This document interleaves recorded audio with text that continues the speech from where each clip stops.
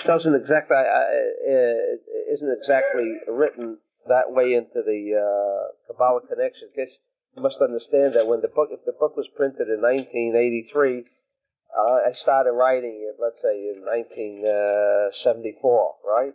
So, I finished chapters 2, 3, 5, and 7, and then 8, 9, and 10 is different. Okay, because there should be a change if there's no changes, there were no opportunities. You didn't change no cassettes.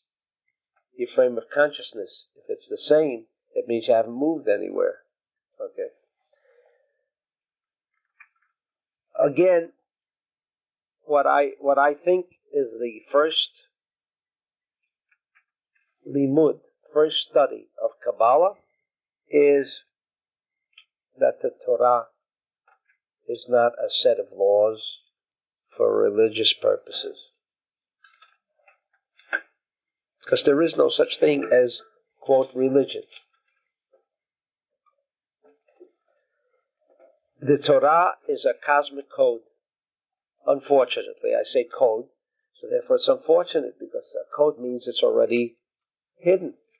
It's not observable. Not everybody who picks it up understands everything it says.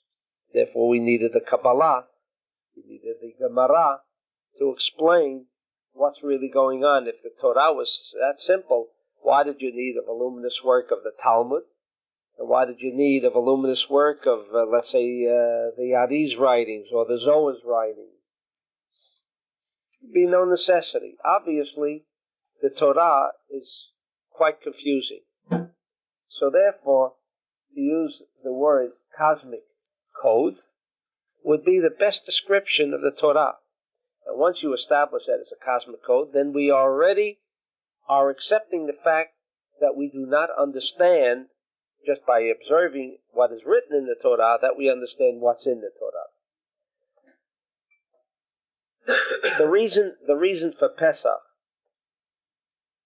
just to give you an overview, is not that we are going to conform to a religious doctrine, or we're going to conform to a religious belief.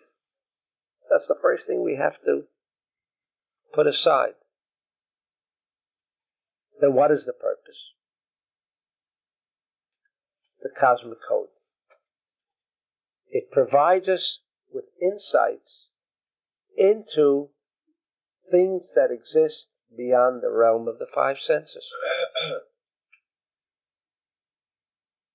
It provides us with a decodification of the 99 and 9/10% of existence, without which we could never understand, because the five senses takes us only so far into the understanding of the material realm, and even there it gets a little confusing, but certainly not beyond the five senses or the material realization. So now we want to go further than that. So Baruch Hashem, we have a Torah, and the Torah provides us with that information.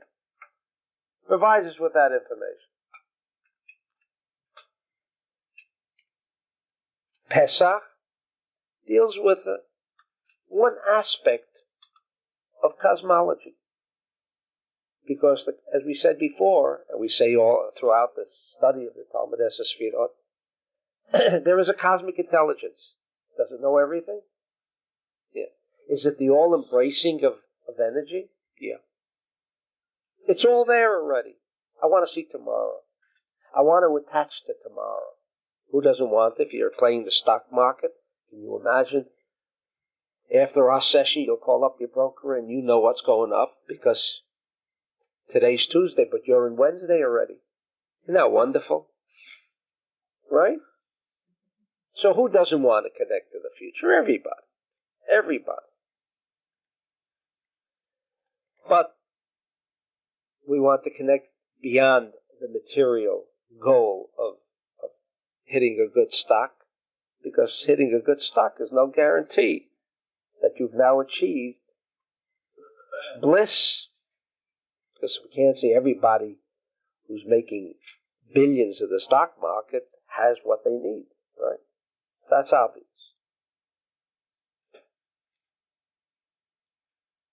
What we want from Pesach particularly is described on a physical level, in the physical reality, except we have to look a little closer at what we observe. We may not have had a conscious thought about it before, but along comes Kabbalah, along comes the Ari more specifically, and tells you exactly what we should and how we should be looking at things.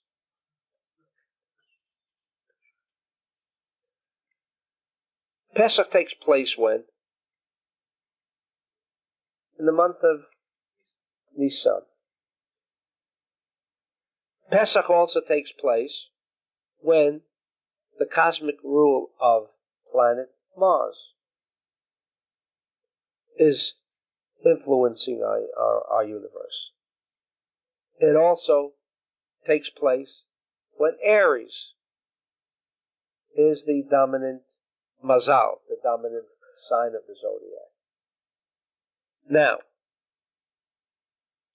just as we once explained that the holy city of Jerusalem is not holy because the temple was there, but rather the temple was there because there was something special about Jerusalem. We're both saying the same thing, but we're coming from two different places, right? What's cause and what effect? That's all. That's all. That's it. That's it. Whether you're tuning into the effect, and that's what we said in the study just this morning. Are you part of the effect, or you want to be part of the cause? Where do you want to be? You want to be in the cube facing this way, or you want to be in the cube facing... You have the free choice. But where would you rather be?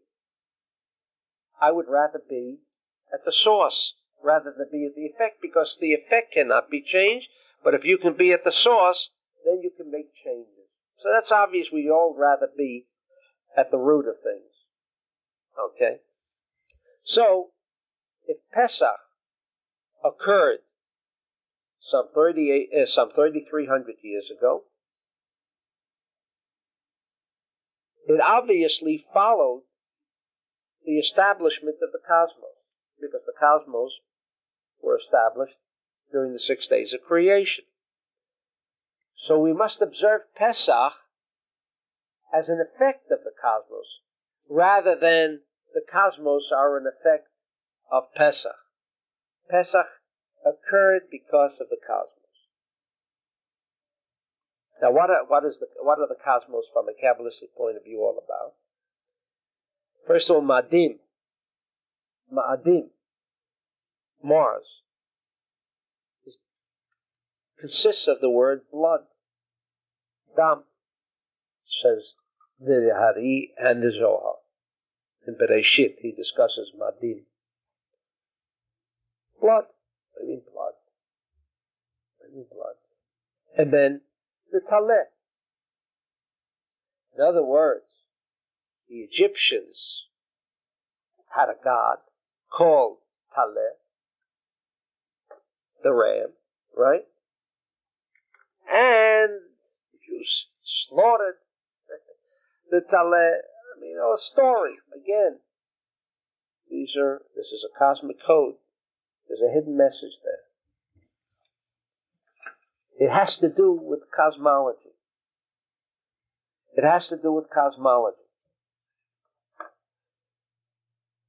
Another thing, we notice, and this is very important,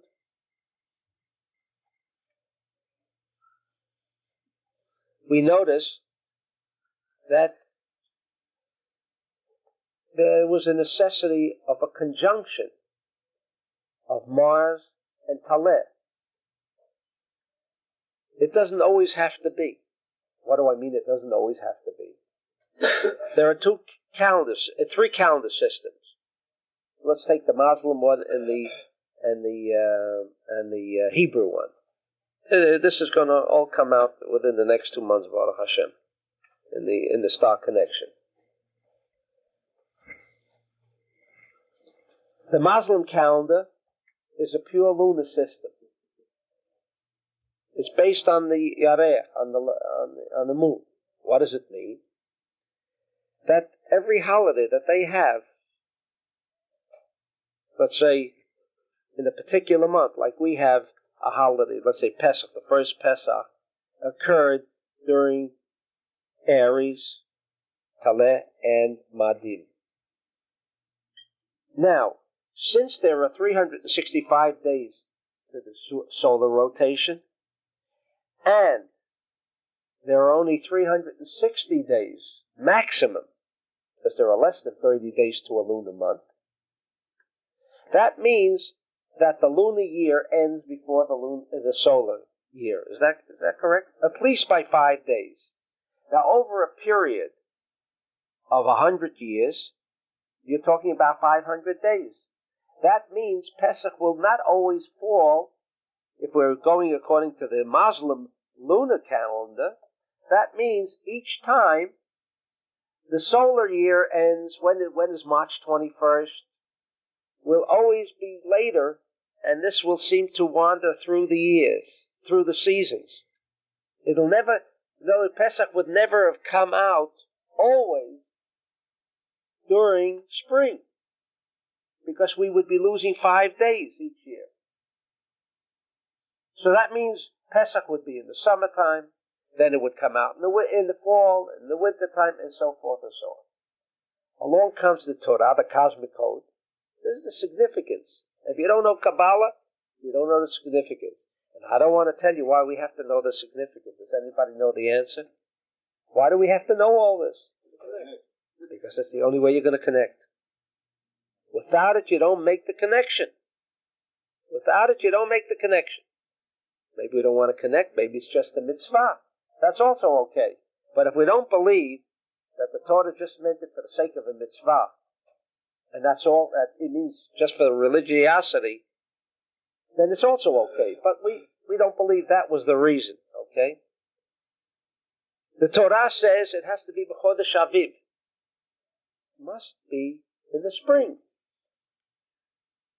Pesach must be in the spring. And there we learn the secret of solar-lunar connection. And that's how our calendar began.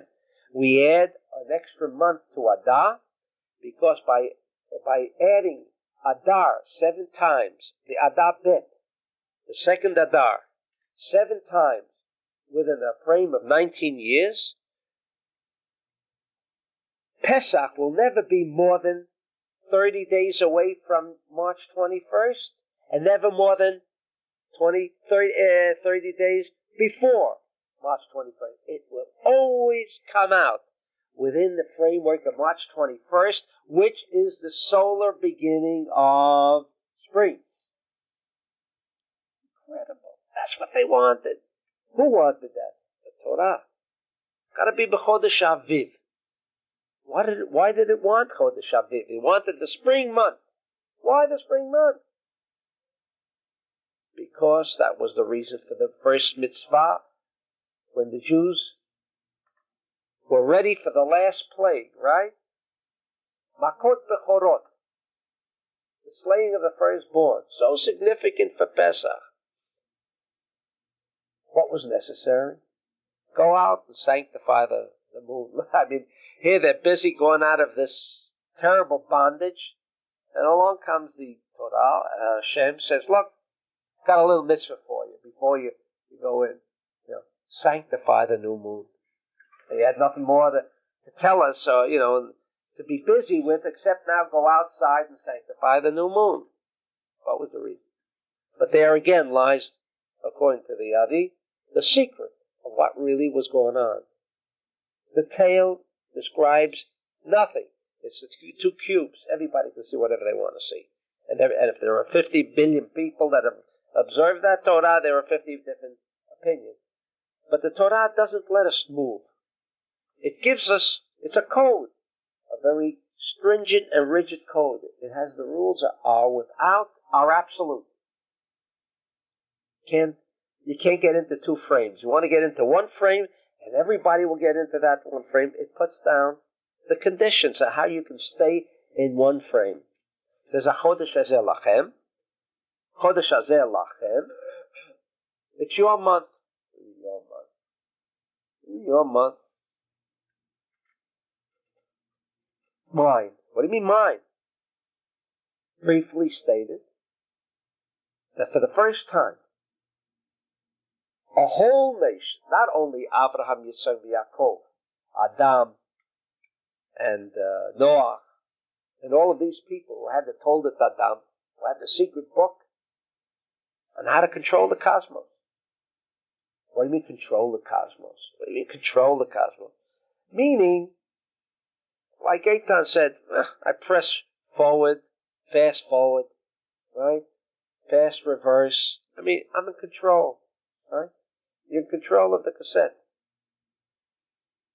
Up until that moment, the only people who could control the cassettes was Avraham, Yitzchak, and Yaakov. People, simple people, no control. It was robotic, and you just went along with your cassette. And there wasn't really any material changes. We look through the Torah, you start with Adam Arishon. You have two events called the flood, another event, a dramatic event called the Migdal Babel, whatever that meant. And then we shift right into the story of Egypt and the bondage. I mean, look at all the ink that went in between, right? But nothing dramatic, nothing significant. The reason for that was because peoples as a whole had no opportunity to change things. So the first mitzvah, it wasn't a mitzvah, it was a mitzvah, but again, from the word sevet, it made connections. With the information that the Jew was supplied with, the information we're discussing now, that Taleh must have a solar conjunction. Taleh is Aries. Nisan is a month. Nisan is a month. In other words, where the sun is in a particular position, Taleh, Aries, and Madim, the planet Mars, will always come in conjunction with Aviv, even if it meant we had to add extra months, not to keep it wandering through the solar system. That holiday would have to be here. Why do we need that holiday there? Why? And that's the way you're going to control everything. Because Madim, as we said, is blood. What do you mean blood? Blood is din. Blood is din. Negativity. That's why it's red. You've learned all that. Why were the Jews in Mitzrayim in the first place? Yeah, he explains all this for those of you who can read the Hebrew. Why were they there in the first place? Obviously, there was a negativity that had to be cleansed. That's what we're learning in the Ten Illuminations. How do you cleanse? How do you purify the Avah that we learned today? Malchut is Avah. It's dense, thick. It's not as pure as the light. It's the aspect of desire to receive for oneself alone. The only time, as we learned this morning, the only time that you can control something is when the opportunity presents itself and you exercise restriction. That's the way you change cassettes. You must know about what you want to change. You must know that there are other cassettes. You must know what cassettes are available. Because if you can't read the labels, or if there are no labels on the cassettes, what are you going to choose? You can have 50 different cassettes, but without labels, you don't know which one to choose. So you've got to know the labels. That's the cosmic code of the Torah, to know the labels. So now you're ready to choose. But we said the only time you can ever choose another cassette, you want to change your cassette, right? Is with the opportunity. Now, when is the opportunity? When did the opportunity present itself of Malchut Avah? When it was the most negative of all seasons? When? Madim. When the planet Mars, which is the planet of war, that's what it's called, and it's true, planet of war. Planet of war. And before Makot Bechorot, I just want to inject that. It's called the first month. all astrologers, by the way, all astrology teachings say this is the first month. We begin from Aries. Ask one astrologer over the past 3,000 years, because they also say astrologers know where all this began. It began in Egypt. They forgot that Avram wrote a sefer before the Middle Kingdom on astrology. But again, sure, that he established astrology long before. But even nobody asks, why is this the first month? Aries, in all astrology teachings, Aries is the first month. Why is it the first month? No. Say that life begins anew in spring. It bursts forward. Yeah, winter is like death. So in other words, the effect explains now the cause. Right. Not that maybe there is another reason that says, hey, why do we make a bracha, a blessing on the blossoming of, what came first? The cause came first. Is that the cause? Because there is blossoming of trees, everything bursts forward. Even when a guy's in jail, you say, let's spring him. Have you heard that expression? Let's spring him. No? Yes. Right? You take him out of jail. Spring him. Spring. You burst forth. You go out from bondage, so to speak. What came first? Is that why we call it spring? Because everything appears anew?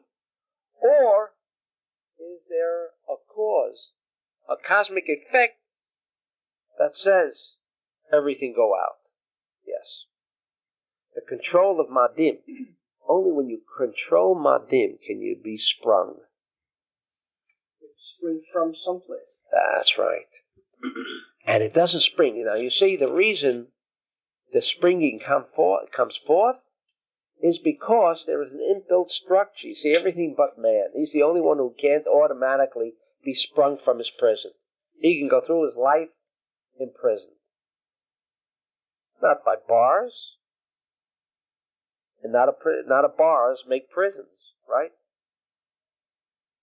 I hope everybody understands that. So the only way that you can be sprung or leave prison is first of all recognizing what's the first prison. What's the cause of prison? Madim had this power, was a channel for this negativity. What is war? What is war? One wants what the other one has. Simply stated. A democracy usually doesn't begin. It's always the one with the more desire to receive that begins a war. Or both will have tremendous desires to receive. Each one wants the other one. But what is the primary cause? Not the war, but the desire to receive. That's why Madim is a channel. Now, must there be this? Yes, of course it must be. This is the world of fragmentation. The illusion of fragmentation must exist, and not what is there to do, what is there to be done. So the aspect of desire to receive in a negative way must exist. Mars is that channel. That's why they say Mars appears red, right? Right. The name of the god of war by the... Oh, that's right. I'll come to that. Right? And that's why we even think there were Martians, and we were so terribly disappointed when there wasn't Martians on Mars. And we're afraid of Martians. Why Martians? Maybe there's somebody on other planets. No, because they're those people, just closer to us. Always. Martians are coming to attack. What? There is a whole record of songs how Martians came and destroyed the whole world with red... But that's only science fiction. But tell me, which science fiction hasn't become a reality? Which science fiction hasn't become a reality? All right? Because that's a planet that has a close affiliation with Earth. Earth is Malchut, and Mars also has this negative aspect of desire to receive. Right. Also in Hebrew. Right. Many aspects. The ram also, and that's why the ram appeared when he was going to slaughter Yitzchak, Avram, Anayel, which is the same family as the Taleh, appeared on two levels. And I don't want to get into, because the signs of the zodiac are an emanation of the planets. But these two are connected, according to the Sefer Yetzirah. These two are connected. These two are two manifestations of the same thing. Different levels, but two manifestations. Mars and Taleh. Two manifestations of the same thing. Basically and essentially, din. Okay? The center of this aspect of din is Egypt. Egypt is ruled and was always ruled long before they chose the Taleh to be their god, because we ask, why did they choose Taleh, not the cow like in India? That's the kind of questions in Kabbalah we ask. Don't tell me the effect or the fact. The fact, the material evidence is never the cause. So what was the cause that produced the effect of that being their god? Because again, Taleh, the physical Taleh, like the sign of the zodiac, Aries, was a manifestation, a channel, by which this negative energy could become manifest. That negative energy also manifested not only the Egyptians, who were the rulers and controllers of that channel, they own that station. Egypt was ruled by Mars. Sure. They thought they ruled Mars, but on the other side, they said this ram was the god. So they also recognized the existence of a metaphysical force, right? I mean, were they that stupid to think this is a god? Didn't do anything. What do you mean it was a god? It was a god. You're talking about people who could build the pyramids? Would we believe that that kind of an animal is a god? I mean, but we're very sophisticated, intelligent, smart, brainy, but not the Egyptians. They could only build a sphinx, sphinx and pyramids and every mummification, which has never been duplicated. See, they weren't that smart. They understood that physical manifestations reveal different things, reveal different things. The Aries, the ram, revealed. And that's why it wasn't a god, but they were making use, they were tapping, and they knew how to tap that ram. That's why it was called Ra. Called Ra, the god of Egypt. It's called Ra. That funny name of it, right? Sure, because Ra and desire to receive for oneself alone are synonymous. Means the same thing. Huh? That's right. That's evil. But desire to receive for oneself alone. If you want to know the definition of evil and good, that's what it is. Desire to receive for oneself alone, or the desire to receive for the sake of sharing. That's good and evil. It's that absolute, by the way. But then everybody can then make it their own interpretation. Therefore, we have a Torah that teaches us the cosmic code. It teaches us how things, emanated, how they evolved. And if you know the root, you see, if you know the 3-column system, then you know the Chazir. What's wrong with the Chazir? This is no restriction, right? He only has split hoofs, but he doesn't have the aspect of an inbuilt infrastructure of restriction. And you know that.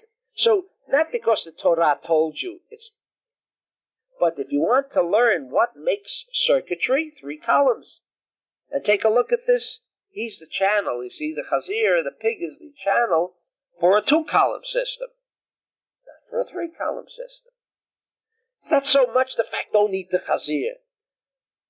But understand The chazir is only as the dugmat, the example, the illustration, so we can have a closer and maybe a deeper penetration into the 99 and 9/10%. That's what the cosmic code of the Torah is all about. What's that? Yes. How does Mars cause spring? What's the relationship to spring? Why do we need that solar? Why do we need that?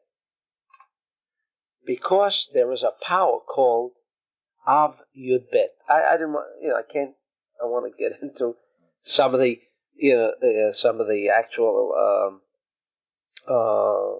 physical expressions, but Aviv in Hebrew, and we must always resort to the Hebrew because ultimately all nations of the world are going to go back to the day before Migdal Babel, right? Or everybody. See, there were new Jews, non-Jews, and all that. They all spoke Hebrew. It was only after the Tower of Babel that the 70 languages came into existence. Everyone's going to go back to that, and that's the connection, the alphabet. So, anyone listening to this tape will ultimately have to understand there is no getting away from it. You've got to know Hebrew. Because that's the way to make the real connection. So the word Aviv is again a cosmic, concealed description of some thought, energy, intelligence called Av Yud Bet. Av Yud Bet. Now, how many months are there? There are 12, and I don't want to go into. We also know why, and why does everything rotate the way it rotates? We're not here to learn astronomy. We're here to learn the astrology of astronomy, the why of astronomy, not to learn what is, but what caused the astronomical events that occur to occur as they do occur. Anyway, this is the first month. That's what Aviv means. Av Yud Bet. It's the beginning. Spring is the beginning.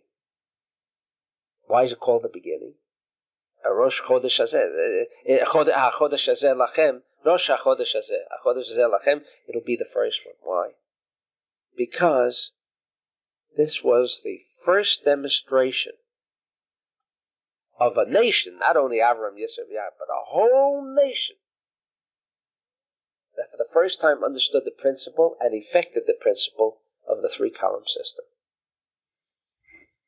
Restriction. Before that, there was no such animal. Therefore, they put the blood on the door in the 2 columns and the doorpost. 3 columns that you know from the Kabbalah connection. 3 columns. First time that changes took place in the cassette, and we said the only way you can change cassettes is that this is the month that you change the cassette. Rosh Hashanah has another meaning entirely. But changing the lifestyle, you see, Rosh Hashanah determines whether they're giving you another chance, whether the soul remains in that body, or that body is too difficult for the soul, and so they say, well, time to leave, you'll come back with another body. Maybe this time you'll come back as a guy, you see. If you come back as a guy, then your desire to receive will never be that strong. So, you can't handle all of it at one time. You can't be, Israeli. So they tell you to come back as a guy first, again, and then that makes it a little easier, because the guy doesn't have that desire to receive, you see, so it's a lot easier. So some of us, but that's determined on Rosh Hashanah. But the lifestyle, your cassette that you choose, one time. Now. That's what Pesach is really about. Can you imagine everybody celebrating Pesach understood the concept that you'll straighten out your whole year this month. This is time to do it. Or you could straighten it out during the year, too. There are many other events that can change, but you know what happens? The geneticist says it's a lot easier for me to change things with the fetus in the womb than once the child is born. Okay.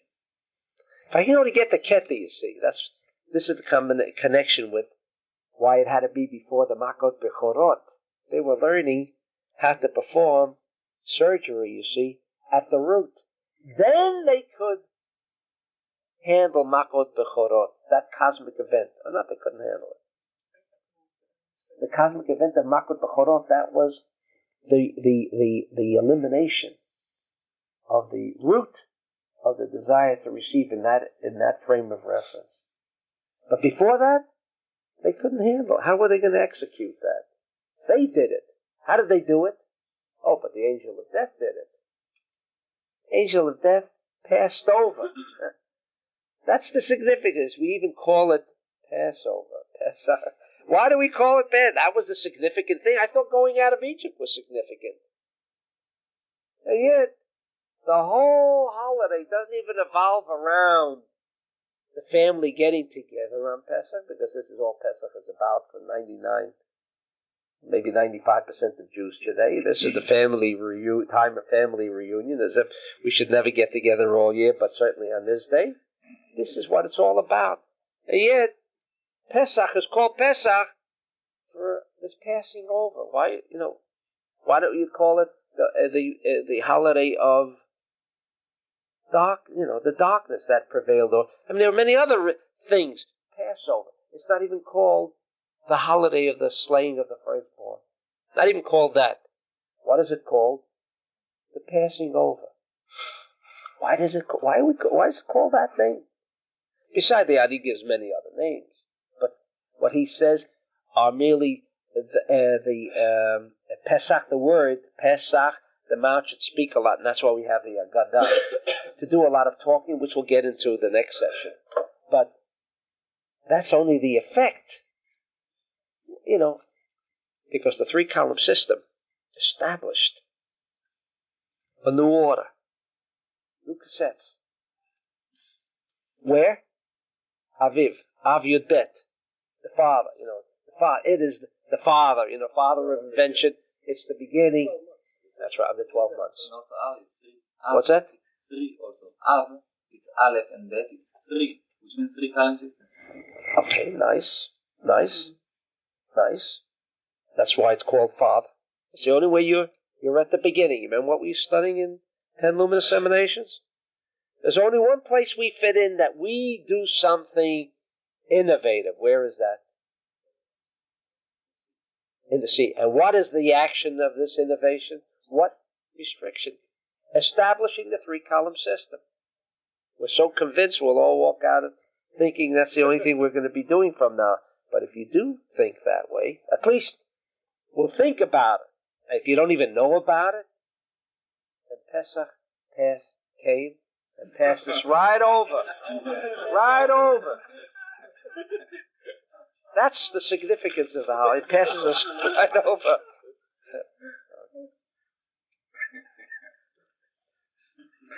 All right.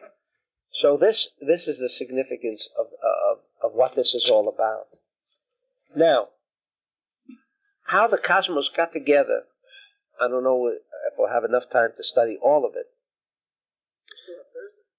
No, I'm talking about before I get into the details, there are 2 parts now. We're discussing now what? The hardware. See, we're discussing the hard disk.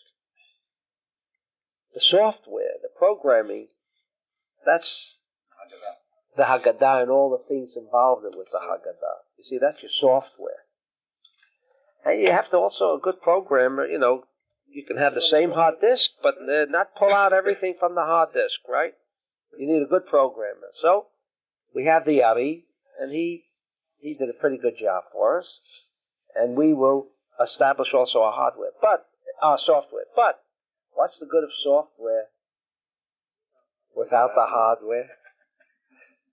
So we have to begin first with the hardware, and that's what we're discussing today. The hardware. By knowing what the hardware is about, first of all, what the software wants to do. But, I want a program about how to create a payroll, but the hardware deals with how to create a spacecraft. This is great. You've got hardware, sophisticated, but your program is tuned into how to cook. Yeah, it's got to, the software has to be reconcilable and commensurate and have an affinity with this hardware. Right? So we're discussing the hardware. And we're establishing the hardware by knowing the hardware. This is what the Jew did at that time. So the reason why the Jewish calendar is solar lunar, so as to keep this, I don't like to use the word historic, but maybe some want that word, so we're using it. Historic event called freeing oneself from bondage. How do you extricate yourself? How do you get out? You break the chains. How do you do that? How do you break those chains? This is the time. But it couldn't be done without the power of Av Yud Bet, without our being in control. I mean, you can have, you see, the trees were created at the time of creation, the 6 days of creation. They were created that in this time, the force of Aviv, the force of freedom, the force of the Av Yud Bet, the 3-column system, was an inbuilt infrastructure of everything that existed, except for one species, man. It was not an inbuilt. It was not part of the structure of the human being. When did he establish it? When? Now. Why did he establish it now? Because there is that cosmic effect of Aviv that springs things forth. Why does the budding take place now? That power to get you out of the doldrums, to get you out of the old cassette, is only now. You have an opportunity to get out. I mean, unless things are great, so you don't want to get out. But I guess everybody would like to see improvement to whatever extent. Let's get out. That power called Aviv is now. So that's why Taleh and Madim, those two evil forces, channels for the evil force, if we want to do Pesach any other month, never happened. Because we needed the power of Aviv. Now we want the spring so it could be nice. That's right. That was the time.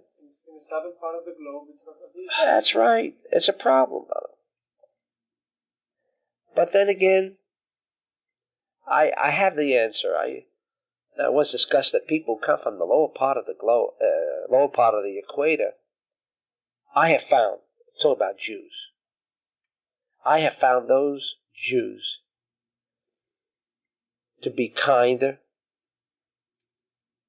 not be as like real Israelis.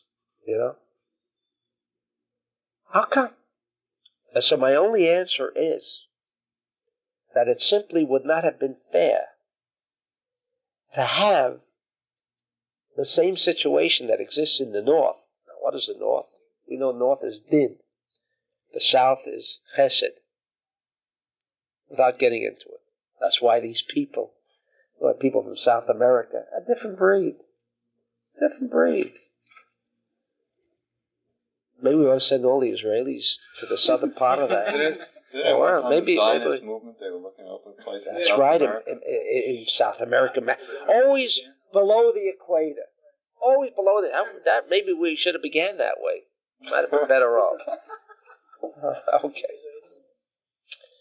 Okay. In any event, what you said about those people living, in the southern part of the hemisphere, it would have been unfair. So they have it's almost similar like the plants.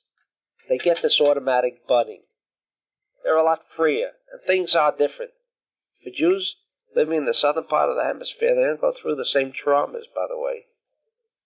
Only governments interfere with them, but in their day-to-day life, most Jews are very content. I mean, things are not as the disruption that occurs in the northern part. That's only because it's chesed. Okay, I don't want to dwell on that. But in any event, that's closer to the impact. That's right. So, here, we're closer to the din, closer to the impact. And the only time you get closest to the impact is when the opportunity is there for blood. Right? Right. So, the reason that Aries and Mars had to come in conjunction, because the Jews could never get out. If it was a wandering kind of holiday calendar that we used, we would have Pesach sometimes in the summertime, sometimes in the wintertime. We could never connect. We could never take the opportunity of Mars and Aries together with spring. We wouldn't have all of the tools necessary to create this freedom. Therefore, they created the extra month. Therefore, the Jews went out. Not we celebrate the holiday because the Jews went out. Who's interested? I'm not interested that they left. And the truth of the matter is, I discussed that even in the... Look at yourself as if you just got out. Come on, how many of us could truthfully say ever in our lifetime did we perceive ourselves as being slaves? Unless someone can go back in regression to and say, oh, I feel I was there. They're told, experience. How do you experience? Tell the rich man experience. Now you haven't got what to eat tomorrow. Tell it to him. Okay, I'm going to try my best. Right? But he smells the aroma in the kitchen. How? It's impossible.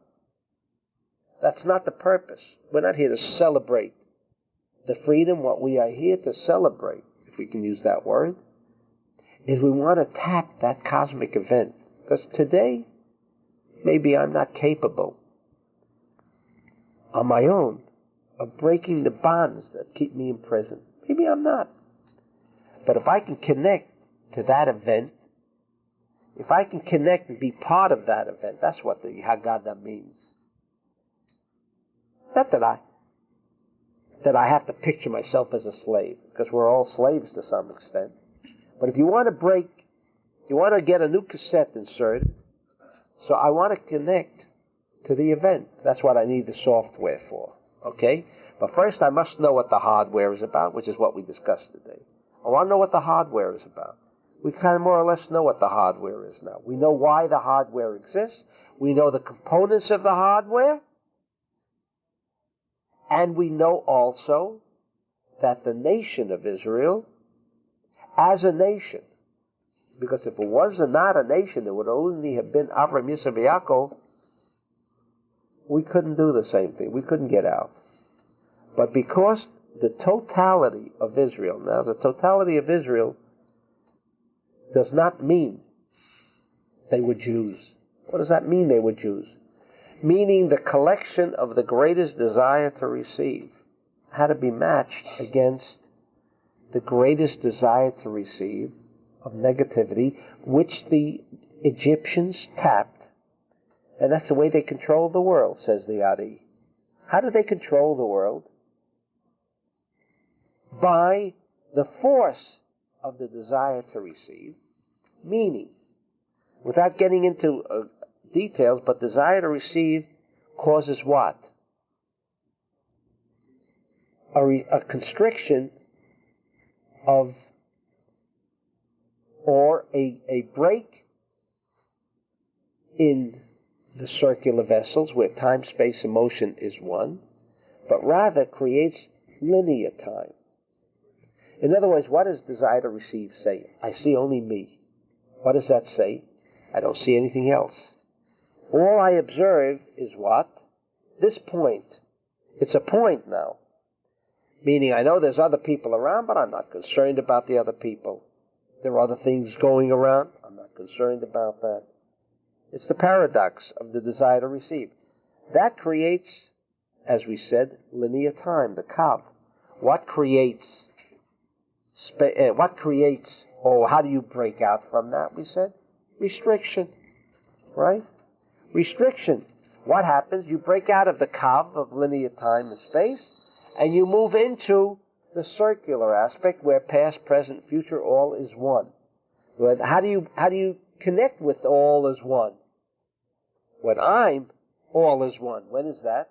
Not when I have a desire to receive for oneself alone, but when my thought consciousness is a desire to receive for the sake of sharing. That's the way you break out. That's the way you break out of that point. The one point where you're in and not connected with anything else. And everybody follow the thing. So therefore, the Egyptian, until that point, was in total control of the world because he could focus in on the desire to receive for oneself alone. The Jew was involved in that, and therefore it says, if not for the beneficence of Hashem, therefore they were not deserving of Pesach, in fact. That's why you needed the Sfirah, the 7 weeks afterwards. That was a cleansing period. The Jew was at his ugliest point. So what does it mean the Jew was at its ugliest point? Who's the Jew? Who is a Jew? Show me where the greatest desire to receive exists, and I can see this man has the epitome of a desire to receive. I don't care who his mother, father, anybody was, because only Eliyahu will know who's really Jewish and who's not. But how can you really tell? If there's a tremendous desire to receive, that's called a Jew. It's not his mother is Jewish, right? His mother is Jewish, therefore he's Jewish. Yeah, but why, if his mother is Jewish, is he Jewish? Why? Because mother means din, the aspect of blood, the will to receive. And if there is this linear, this line, then all it tells me is, oh, this is the guy with the greatest desire to receive. He's the one who can control the cosmos. See, the non-Jew cannot control the cosmos, not because he's lower. He's in the circle, one below the outer circle, right? So while we say, wow, look at the Jew, really up there, but he's also at the bottom. He could be the worst. That's called the Jew, the worst and the best. The non-Jew is the one in between. That's right. That's what Jew means. If Egypt had a great desire to receive, what's the difference between the desire to receive of Egypt and of Israel? At that point, they were both controlled by the same, except that you ask me, what is the difference between a Jew and a non-Jew? You know, which is, in essence, your question. More specifically, what was the difference between the desire to receive of Egypt and the desire to receive of Israel? If they both had a great desire to receive. Right. That's such a great desire that they took all the Jews to use their vessel even. That's right. That's how much they wanted to receive. They needed them. They needed them. And that's why he didn't want to leave them out. Because if he knew he left them out, it would be the end of the Middle Kingdom. Why? Where does this Jew come from? He comes from Abraham, Isaac, and Jacob. And actually, you can ask, I think it's in the lecture. I mean, okay, it says before that God wanted to give the Torah to the Jews, he went to all the other nations without going through the whole process. They all refused, and the Jews hurried. What happens if I accept? You get double portions. Well, the minute he heard double portions, I mean, that was for him, right? Even the joke, why there are two tablets, not one, to give him that double portion. Okay. But, still in all, why, why does it have to come? It's a little unfair, what choice did they have? Because we came from Abraham, Isaac, and Jacob. And then it says we came through Shem, right?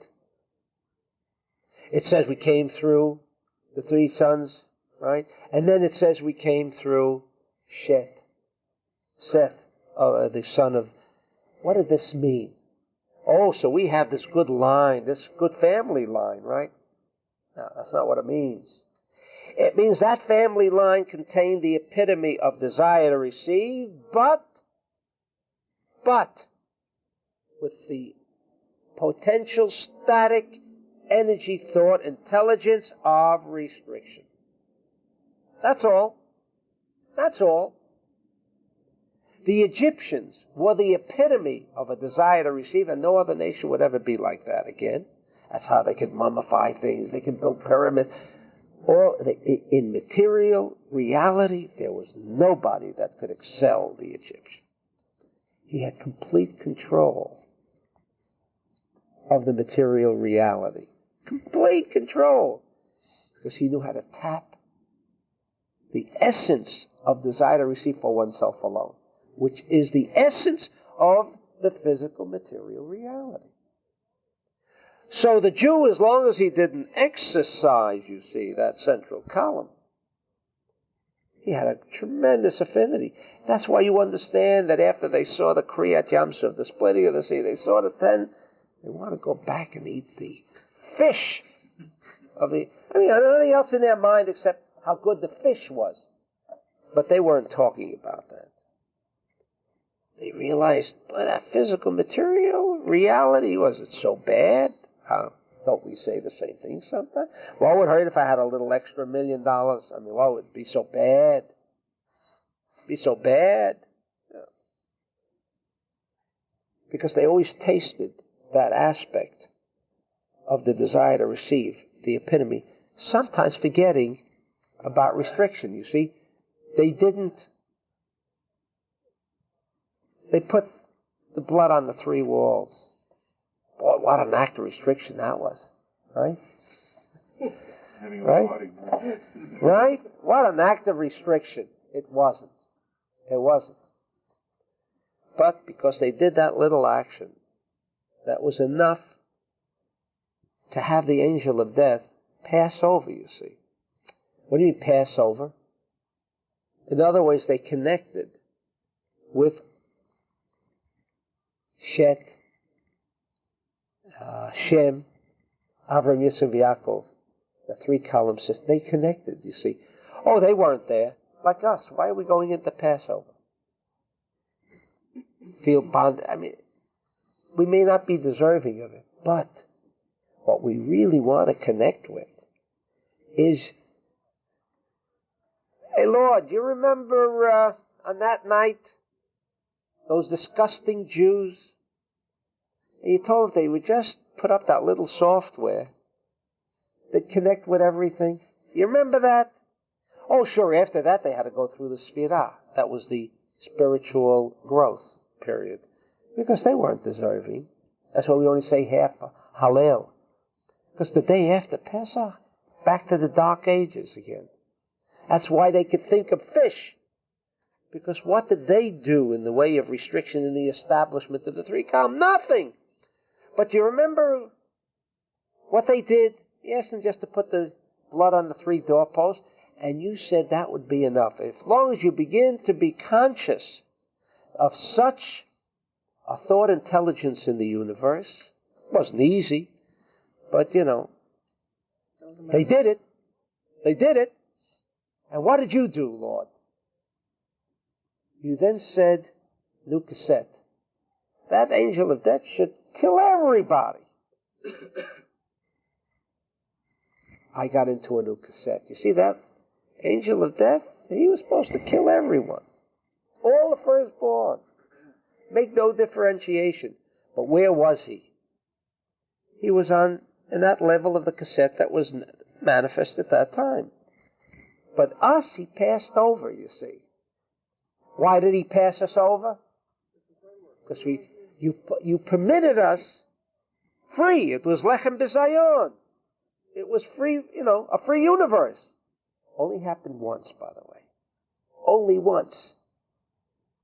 And so if you're smart enough, on Pesach night, with your software, you can get a free universe. Only that one night. The rest of the year, you're going to struggle like a workhorse. But that night, if you're smart enough, you can connect with the free universe. Just by doing a little software business. Hocus pocus. Like they did. Put the blood on the 3 door, on the 2 doorposts and the upper part. And they connected. And it put them into another frame of reference. A new cassette. This is what the overview of Pesach is all about. Nothing more and nothing less than that. So everything. What? That's why we still have to do what we do at the Seder table. That's why we do it. But why are you doing it? Because by doing that, insignificant. In other words, it doesn't even require anything of me. Except, they did add, don't eat chametz. A couple of other restrictions they did place on me.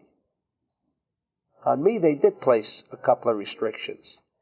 Because, what's that? I think it's a big restriction. That's right. Something more than what the Jew did there. You see, it wouldn't have been fair to tell the Israeli in Egypt, because his head was totally into the physical reality. It's incredible. And it said they reached the 49th gate of physical reality.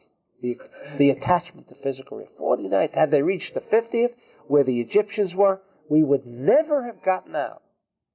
Never. We're not talking about leaving Egypt. It was great there.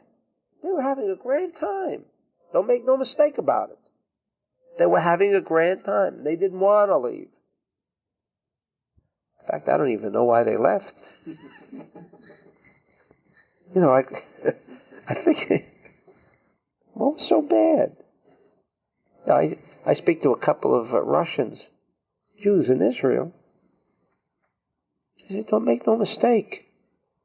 Just throw away the aspect that you want to be Jewish. Things are very good. I know one guy, he had 2 homes. Summer home? Yeah. He says, Jews live there like you can't believe. Come to Israel. This is hell. I mean, so, we get confused. Things are very good in Russia for the Jew who wants to acclimate and be just like the rest. No problem. Because how come all of these, Anatoly Sharansky and all of these physicists, how did they become physicists in the first place? Right? Mathematicians and everything else. Things are so bad you can't go to college. Right? How did they get there in the first place? I'm telling you, he says most Jews have everything they want. Money galore, smuggling, everything you want. It's rampant there. Probably the best smugglers. No, not they alone. Everybody. There is a very, there's sure. There's no question. There's money to be made. No question about it. This was what went on in Egypt. Let's not paint the picture, because then we are distorting our hard disk. It was great. Why do they say they were slaves? Not They were slaves. suffering from slavery. Slaves, There's spiritual one sense. Right, But they built the spiritual pyramid. sense. Why did they have to drag those big stones? That also, it tells us, that was the cleansing part. Before they could get out, they had to go through that. Had to go through the mud. It's like the Ari says. You ask that question, the Ari, and he says it's like the diamond. You know how it comes out? Black. And through fire. They were then in a position, because of that suffering cleansing period, it permitted them, just with that little action of the blood, to produce this that they in effect didn't even want. And I'm not sure in my own mind yet, why they went along with him. I don't know. The only thing is, he could have promised them the rainbow at the end. The only thing. Why did they want to go out? At the end, things were great. Things were absolutely great, to the extent that the Jew himself tells you, after the miracles, and after all the suffering they went through, they want to go back and eat the fish. Not the riches, because they had all the riches. But Moshe was offering 100%. Of what? Of the whole. He was offering the Or, the Chokhmah, he was offering everything. The Jew, that's the answer, okay? That's the answer. It's not that simple yet, because look how fast they fell back to the physical reality, right? If I promise you $50 billion, then you can say, but listen, are you going to throw in the tape recorder? Doesn't sound too logical, right? But it is. When you buy a house, it's like that. Yeah. That's the nature of a Jew, by the way. You know, he's going to spend, let's say, $2.5 million for the house. Well, listen, what happens with the wash machine? Does it stay with the house? A Jew will say that, by the way. I mean, look, how ridiculous does it get? But that's true. See, that's true. That's the Jew. That's called the Jew. The big house is not the difference. He could be at the bottom and at the top at the same time. Nobody, but you see, you need that kind of frame of reference. Or not how do you take past and future at the same time? Don't you see? You got to take the circle. How does the circle appear? Bottom and top. The most bottomless pit. And the top, Ein Sof. It's all included in who? That's the Jew. That's his beauty. That's his beauty. And that's his ugliness. He could be both at the same time. The optical illusion of seeing both sides at the same time. That is called Jew. That is called Jew. That's why a Rabbi Akiva would have to go through what he did through Gerim to come. The Jew had to go through that cleansing. It's, I mean, if you want to read the Ari, we could spend, for the next 24 years if we want to understand everything the Ari says on Pesach. But you'll see how he structures why they went through the pyramids, the slavery and all that. But in brief, it was for a cleansing period. So what we want now on Pesach with the software that we'll discuss next time is how can we get attached to that free universe that occurred at that moment just by doing that. But it could only be the Jew, because potentially it was static, that aspect of restriction, but it was there. It was never flamed. Therefore, it says if they reached the 50th gate, restriction could never again take place. That was established. Restriction could never push away 50 gates. That intensity, there could be no desire who wants it. It would have been too strong. If they had reached the 50th gate of the desire to receive for oneself alone, they could never come to a realization that maybe I've got to push it away. So it's the Kerem de Igulim saying, almost like saying, I have to save you, because otherwise it'll never be revealed. That's exactly what happened. That's exactly what happened. Yeah. They were pushed into it. They were pushed into it. By Hashem, they didn't allow it. Because that's free universe, you see? The cause did not reconcile itself with the effect. He was free. He pushed us out. Wait a second, didn't you say at the original Big Bang, look, you don't interfere with me. When I call you, you come. Here he came without their calling. Remember this important point, and that you didn't capture Pesach. You don't capture it. You don't remember this point. That's why it's a free lunch. It is a free lunch. You imagine you got a free universe right there, the free lunch. That's what Pesach is all about. That's why people eat so much.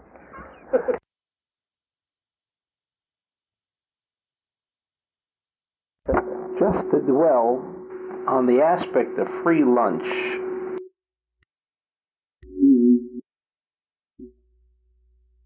Essentially bound up with the new age of quantum physics. Our physicists cannot understand thoroughly the universe. There are times when they notice things happen. What happens, in their opinion, without the natural law and order of cause and effect. In other words, it doesn't appear as if something has caused the particular action. Why, it's even possible that someone who is bent on murdering an individual and didn't make up his mind, but someone in China decided to eat some rice, one cannot deny the quantum uncertainty that that fellow in China may have indeed caused this fellow to murder. That's essentially the intrinsic nature of quantum physics. Uncertainty. You realize how dangerous this kind of concept can mean?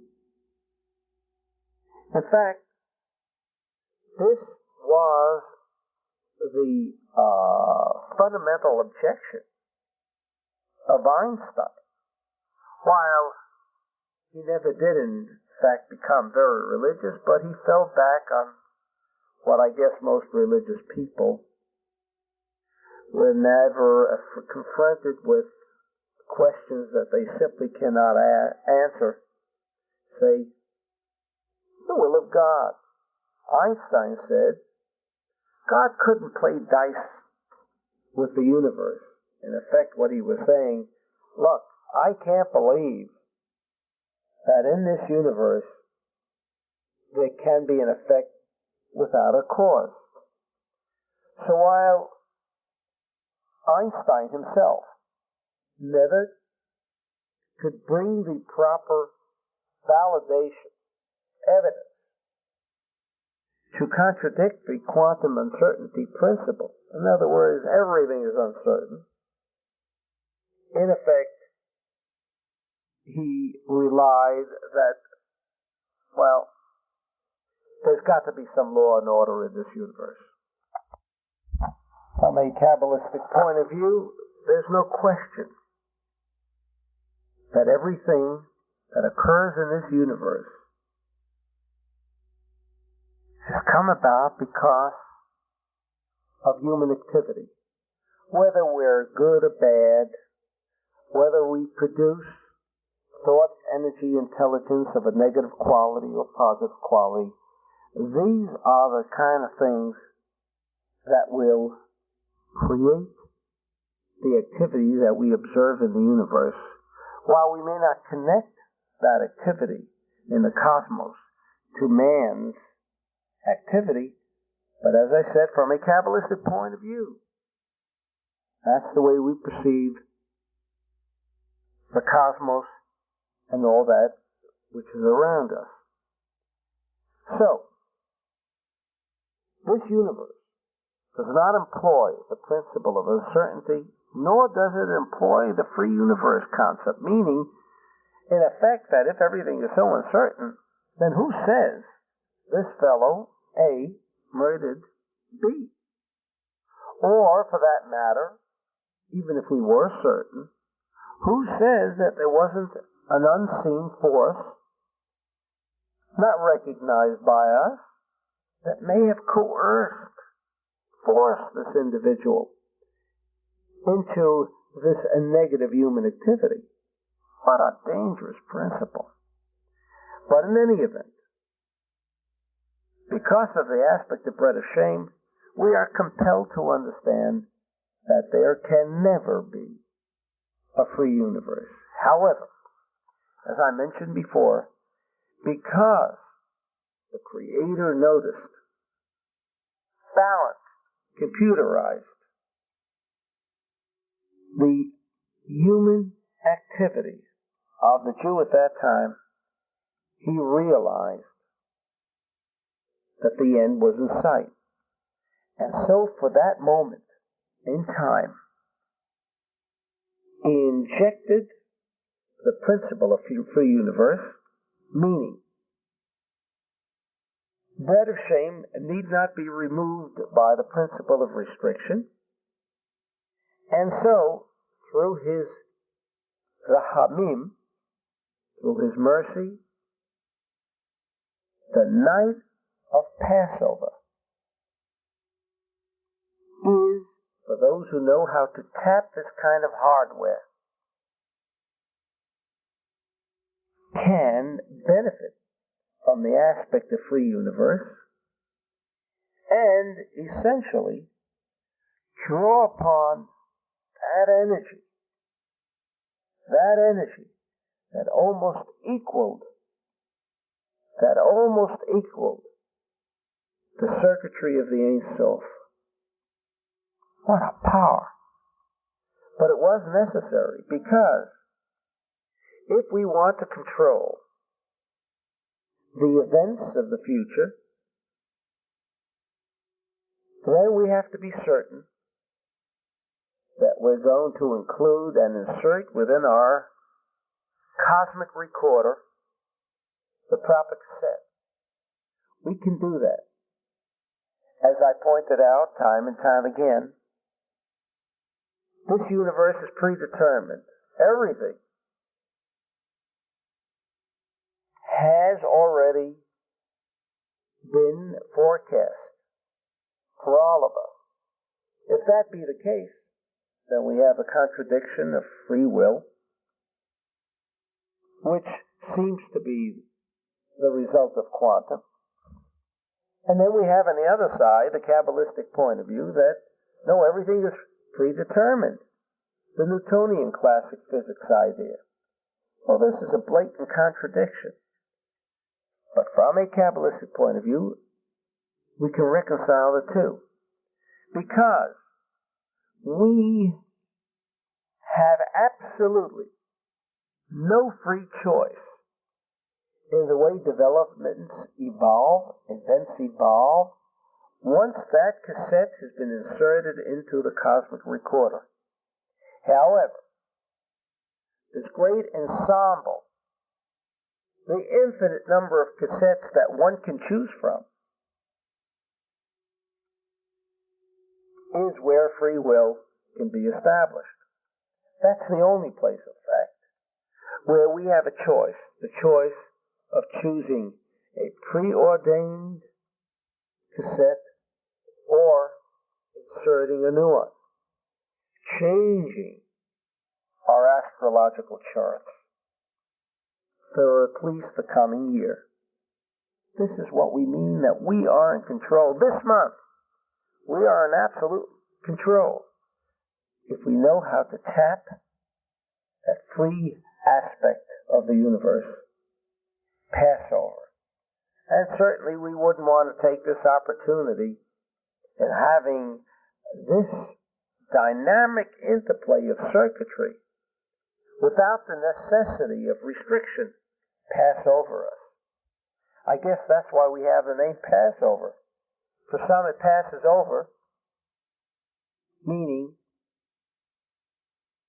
the cassette that has existed for us from the moment of birth has not dramatically changed for most people in the universe.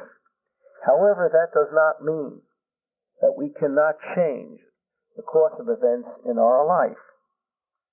Most of these courses of events, the cassette of our cosmic recorder, has already been determined by a prior lifetime incarnation.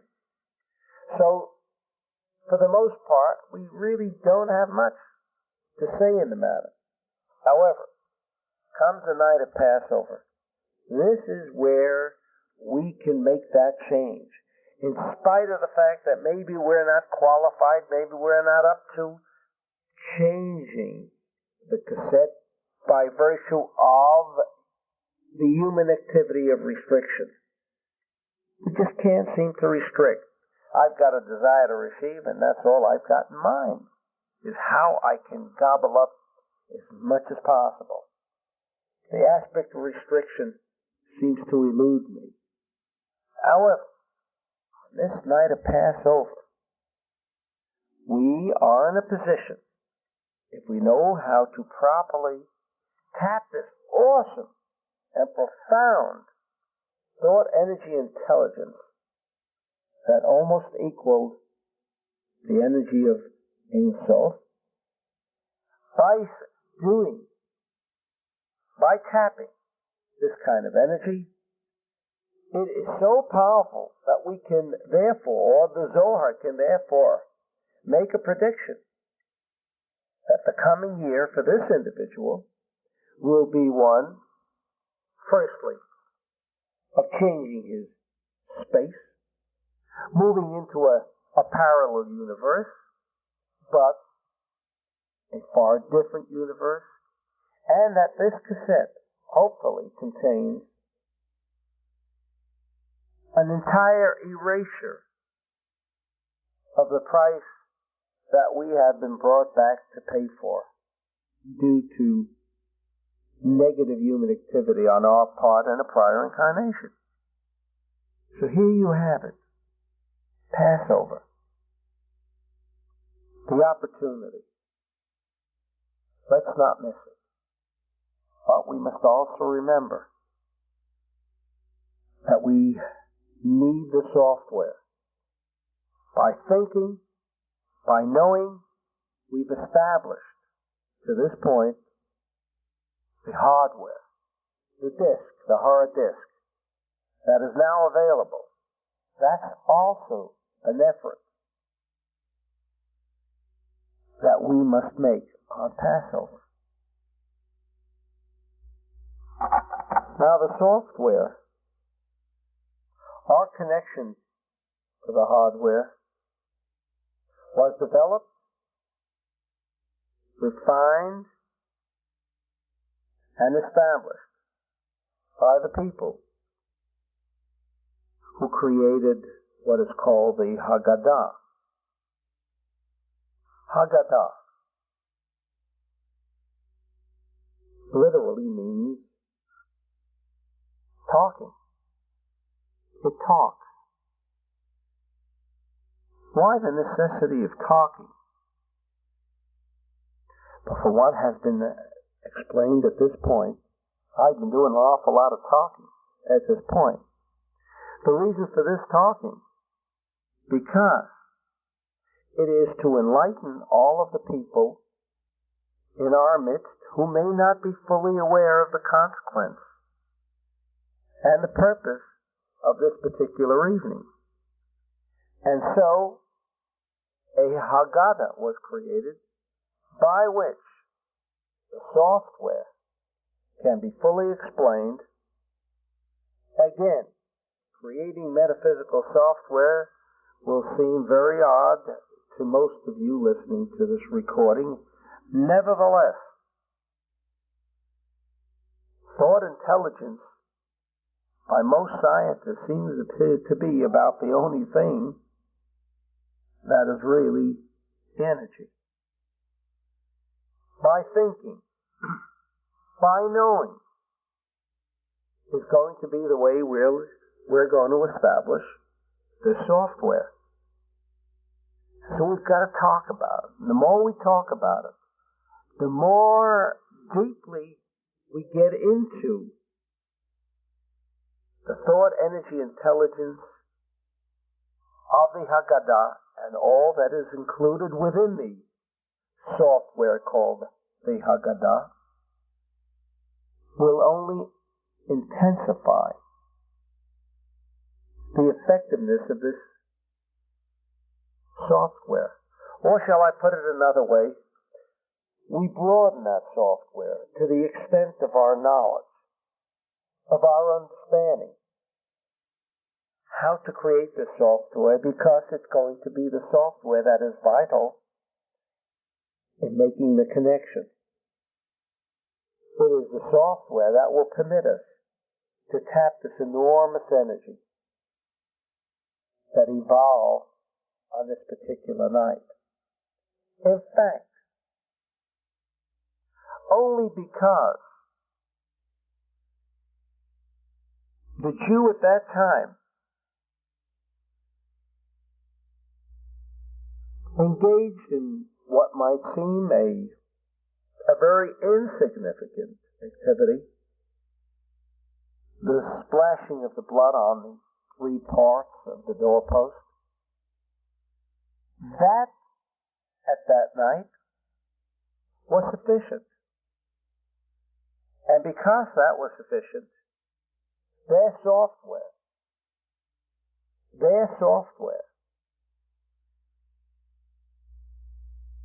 was established by which to make the connection to the extent that it was this action that was necessary, as we pointed out, the sanctification of the new moon.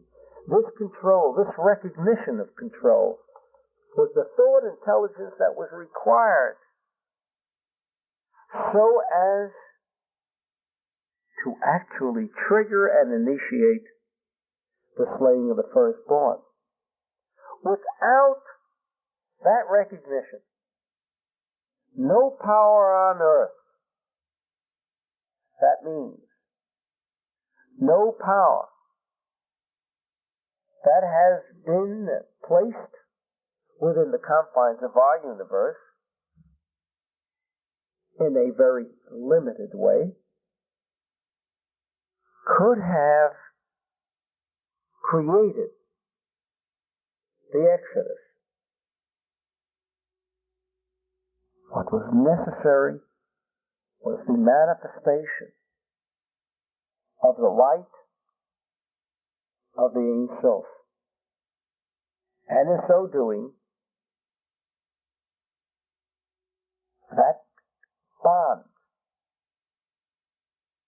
that prison that was created by the master magicians of Egypt could be broken. The firstborn is only symbolic, as I explained in the Kabbalah connection, and therefore I don't want to delve into it.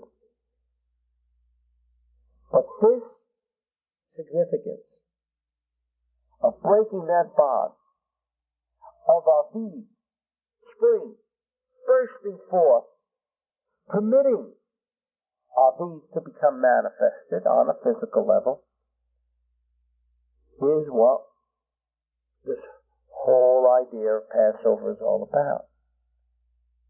And because there is no disappearance in spirituality, in other words, metaphysical events,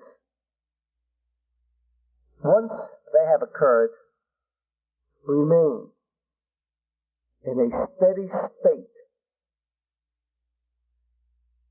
potential at times, but nevertheless in a steady state. And by our arousal, by our connection, when we establish the software, we have in fact planted the seed. The steady state of the hardware is like the seed before we plant it in earth.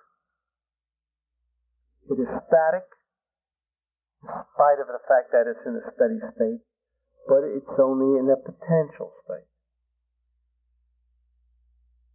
So is the objective on the night of Passover to tap that energy that will never again disappear because it was once established. And it's like a timetable, and as we said before, the Bible is our cosmic code, which also includes a timetable. When is that steady state potential energy, awesome energy, if we might say, making its appearance, that those who know can make their proper connection? The timetable is the 15th day of the Hebrew month of Nisan. That's when we can take an advantage because the program appears. However, by failing to turn on that television receiver, that program for us, or for those who have failed to recognize the steady state potential of what happened a long time ago, that program is going to pass over them. So, in conclusion, we realize that there is no such thing as tradition or the family reunion, which is not something I wish to negate. I think it's wonderful. However, we must not lose sight of this very significant event that once took place and that takes place each year for us to take advantage of. Well, you might ask, what happens if I got this tape too late? Well, you can always make certain that next year Passover will not pass over you on another frequency, on another level. However, I would strongly urge the listener of this tape to make every effort to at least connect with those people, and if possible, even join with them in making this connection, in spite of the fact that maybe they feel they might be missing out a couple of the meditative principles that are required even for the hardware disk. And what happens if I never got around to getting tape number 2, which will be dealing with the software? Well, that's always brings me back to the old saying, when the individual is ready, the master will appear.